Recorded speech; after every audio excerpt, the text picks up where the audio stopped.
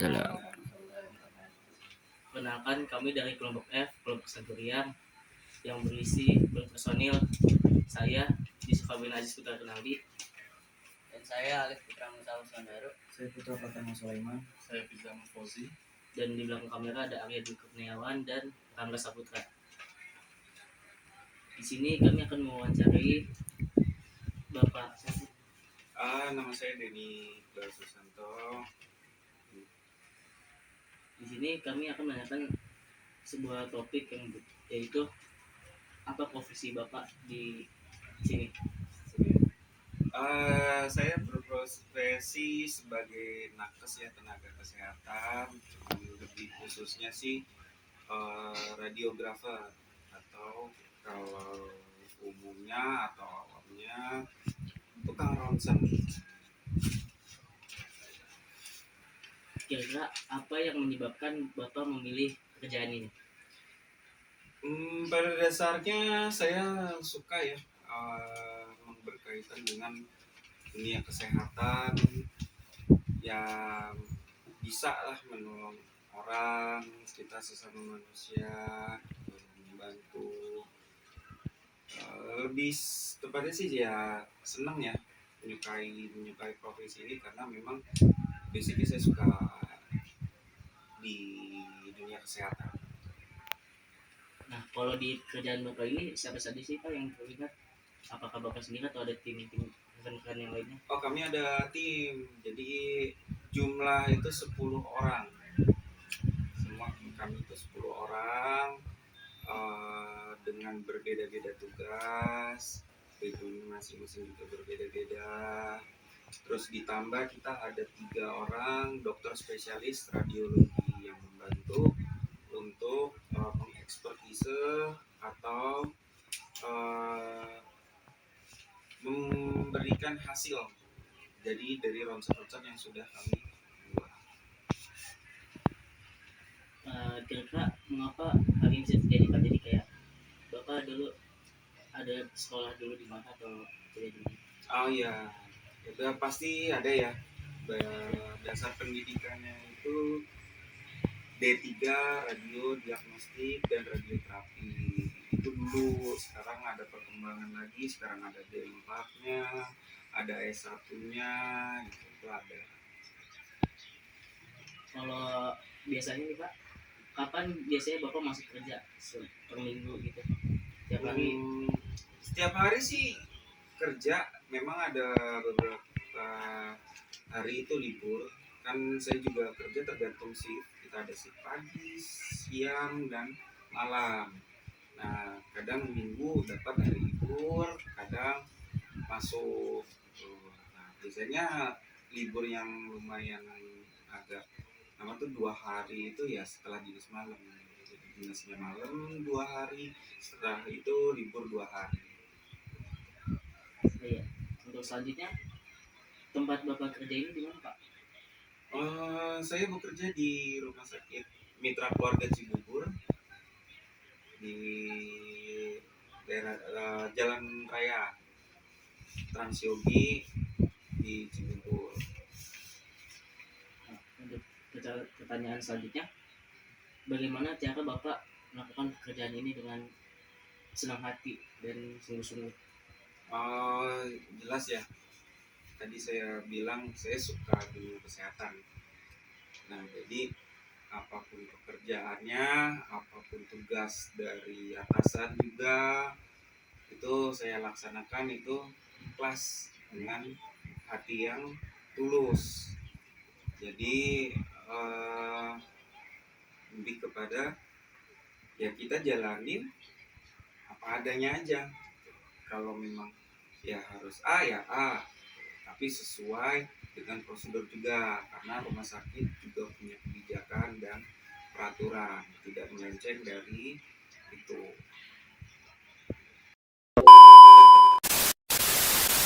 Oke, saya lanjutkan Pak sesi pertama.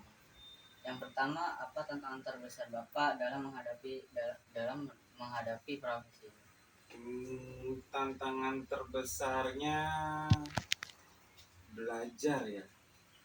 Belajar memahami karakter masing-masing orang. Itu yang sebenarnya itu paling sulit, karena yang datang ini orang-orang yang sakit, datang ke rumah sakit mau berobat.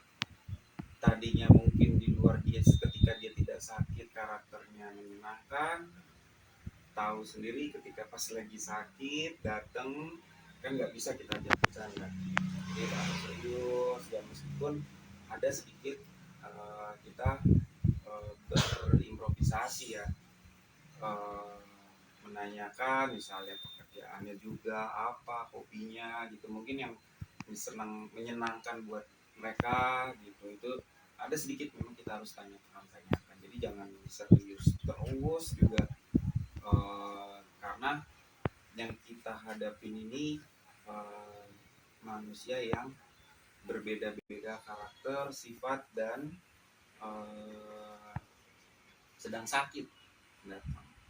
Itu sih tantangan terbesarnya sih sebenarnya itu ya. Nah bisa aja ketika lagi ngomong ada yang suka, ada yang enggak, itu yang susah. Kalau kalau pemeriksaannya ya kita sambil belajar itu bisa kan karena terbiasa itu. Yang belum, yang tidak terbiasa itu kita satu menghadapi udah nih kita udah terbiasa dengan dia, tiba-tiba datang lagi si B, kan beda lagi kan, kita harus menyesuaikan, nggak bisa disamakan. Itu yang tantangan terbesarnya sih.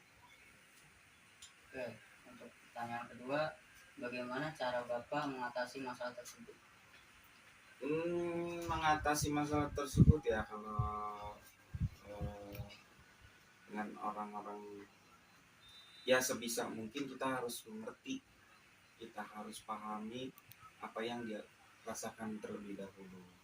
Dia sakitnya di mana? Ya udah kita coba istilahnya berempati, sama pasien. Oh iya ibu, oh iya bapak, dengan komunikasi yang baik juga. Dengan kita juga gestur-gestur yang atau uh, ber respect sama dia, menghargai. Oh ketika dia sakit ya kita jangan menyepelekan gitu, mungkin dengan biarin gitu, ya ini yang sakit, oh iya bu mau gimana ya. Nah itu kan nada nada attitude kita juga harus diperhitungkan di situ ya. Lebih banyak belajar lagi sih untuk attitude, respect, empati gitu, karena uh, kita menghadapi orang yang berbeda-beda. Pertanyaan ketiga, apa dampak jika masalah tersebut tidak segera diselesaikan? Jadi gini, kalau ada ketika kita menyampaikan sesuatu, belum tentu orang itu paham, belum tentu orang itu mengerti, dan belum tentu juga menerima dengan baik, karena dia datang juga udah dengan sakit. Meskipun niat kita kadang baik, ada aja gitu. Kita harus juga teliti, teliti dengan pasien-pasien kan beda-beda. Ada kadang namanya sama, tanggal lahirnya berbeda gitu. Nah jadi masalahnya itu ya pasti komplain ketika dia tidak menyukai, atau ketika kita sudah berusaha tapi dia tidak menyukai dengan, bukan kitanya ya, mungkin dengan pelayanannya, dengan sistemnya. Itu kadang suka ya seperti itu, komplainan biasanya lebih ini. Oke, pertanyaan keempat, sekarang kan lagi banyak teknologi berkembang ya Pak. Bagaimana perkembangan teknologi mempengaruhi pekerjaan ini?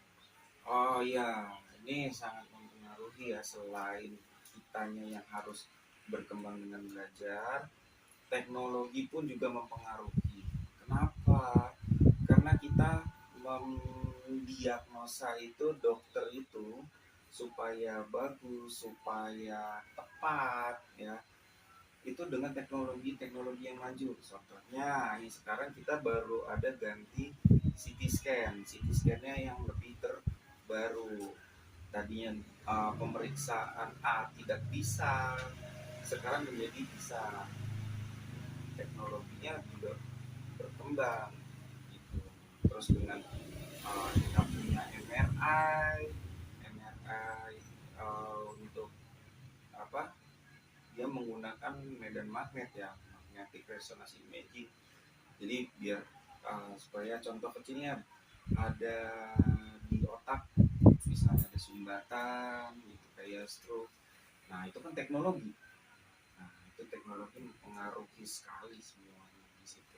Kalau nggak ada teknologi ya tidak akan ada CT scan, tidak akan ada MRI, tidak akan ada ronsen. Pertanyaan selanjutnya, keterampilan apa yang paling dibutuhkan untuk menghadapi tantangan di profesi? Keterampilan apa yang paling dibutuhkan lumayan banyak sih ya. Kita harus multi sebenarnya. Jadi di saat satu shift itu kan petugasnya hanya beberapa, tidak sebanyak masuk 10 orang. Jadi membagi-bagi tugas. Kalau yang di MRI ya di MRI nanti multi. MRI kita tinggal karena dia bisa auto scanning, pegang terus. Jadi daripada kita harus multi talenta di situ. Jadi nggak bisa cuman pegang, saya cuman bisanya ronsen aja ya di ronsen aja, oh jangan, harus berkembang.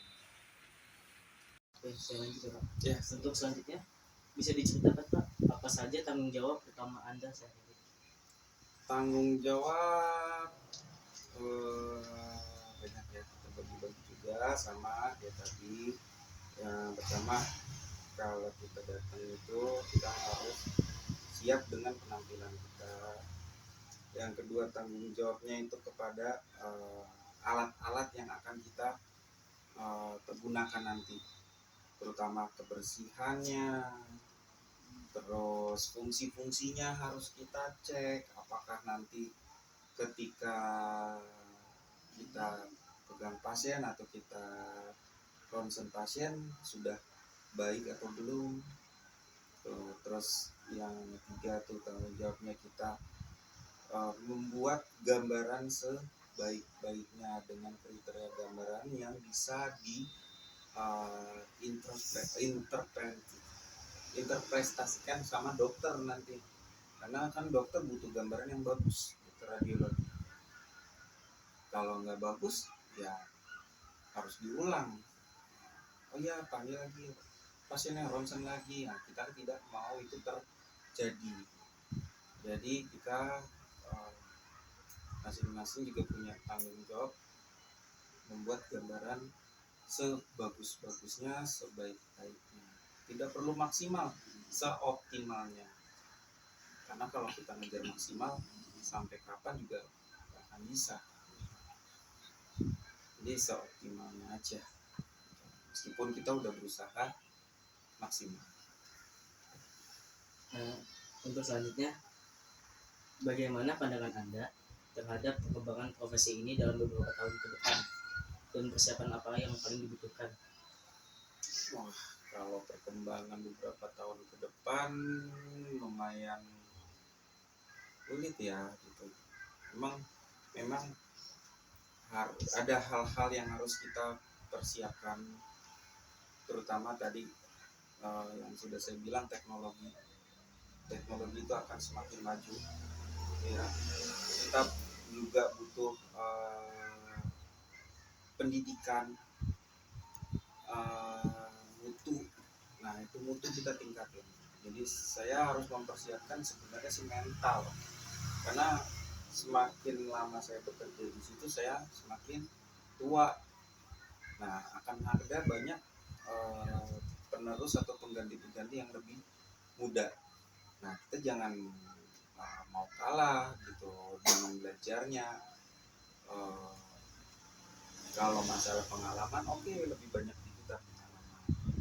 Cuman mereka itu dengan otak-otak yang fresh, baru keluar atau baru lulus, terus ngelamar, kerja, mereka dengan otak-otak yang masih fresh, dengan pengetahuan teori yang masih menempel gitu. Kalau kita kan cuma belajarnya ya pengalaman, meskipun memang pengalaman adalah guru yang lebih baik daripada teori.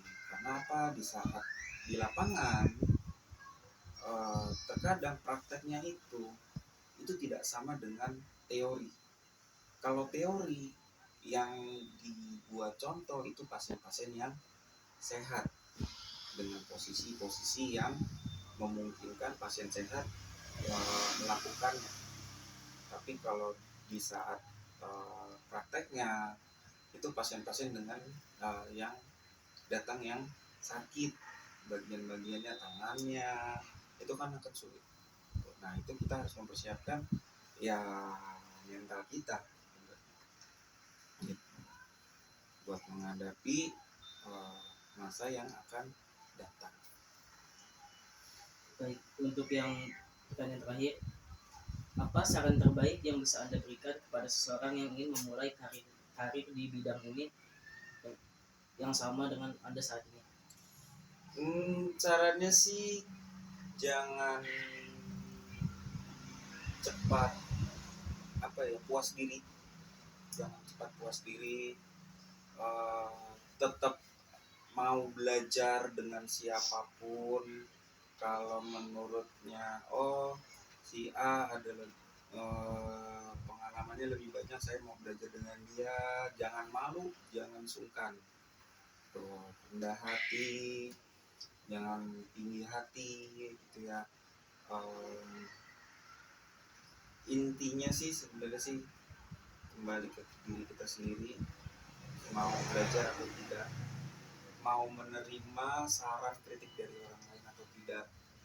Karena itu kritik dan saran itu juga kita perlu buat perbaikan diri kita sendiri. Kalau memang kita salah ya perbaiki, kalau kita benar jangan sombong. A few moments later.